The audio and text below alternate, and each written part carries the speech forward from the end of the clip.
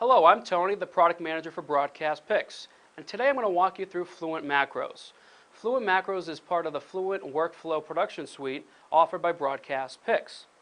Fluent Macros is the industry's only file-based macro application, and unlike some of our competitors which offer sequencers and macros that only recall button pushes and switcher moves, Fluent Macros takes that a step further to also recall the exact file name of your clips and your graphics. So let's take a look. The Macros application can be accessed through the Broadcast Pix switcher application by going through the panel drop-down menu and clicking Macros, or if you're on the keyboard, Control-M. And this is going to open up the macro interface.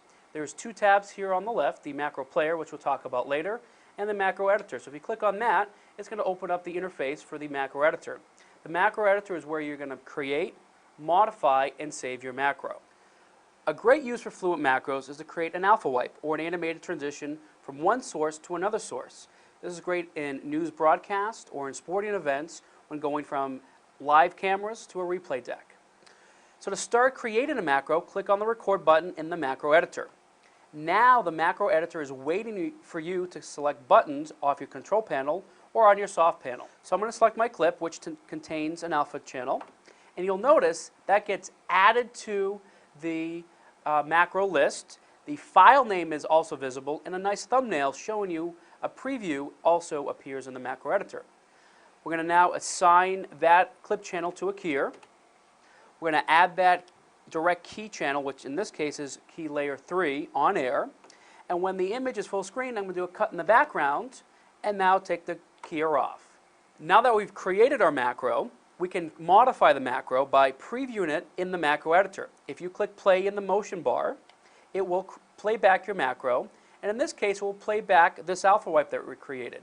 And if you notice, the cut that happens in the background happens a little too soon.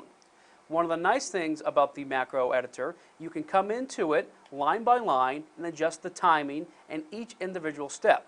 So the cut happened a little too soon. Increase the cut time by a few frames.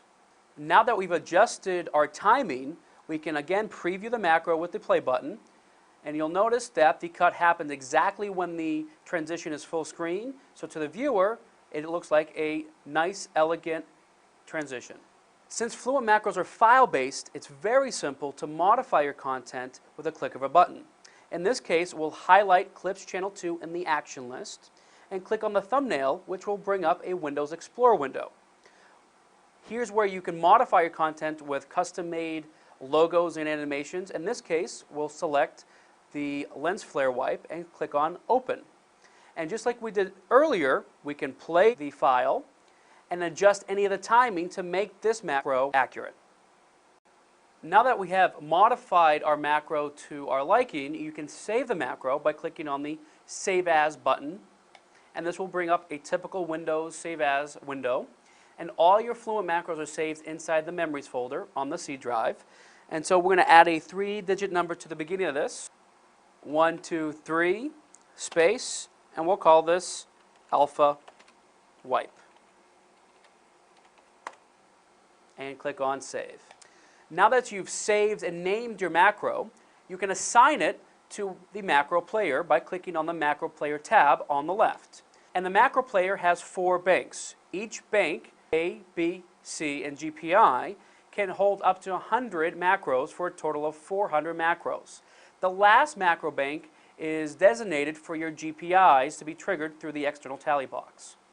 Let's activate Bank A and click on Assign Buttons.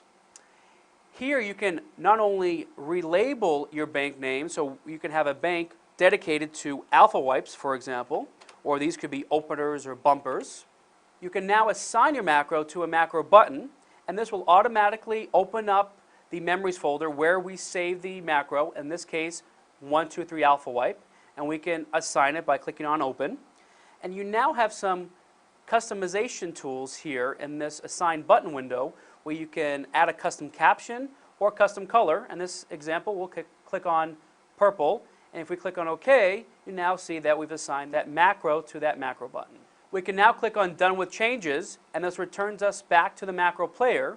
And simply clicking once on any of these macros will activate the macro. And you'll notice as we do this The timing information shows up here in the macro player.